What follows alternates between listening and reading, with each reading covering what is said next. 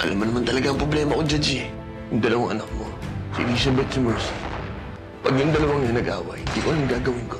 Gumising na kayo. Laban para sa kaligtasan. Malabo pa ang daan para makapagbagong buhay tayo, Nina. Hindi pa talaga tayo malaya hanggat buhay pa si Judge Balmores. Totoo po bang bad si Tito Abra?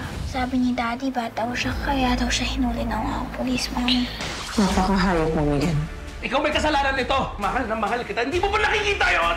Pinagsisisihan ko na pumayag akong pakasalan ka. Magkakamatayan muna tayo bago tayo manahit! Hindi mo!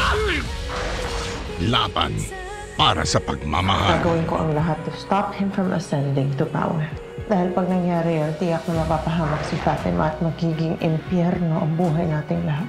Hindi ko hayaan na umabot sa punto na yan, Mercy. Carlo J. Cabaras, lumuhod ka sa lupa.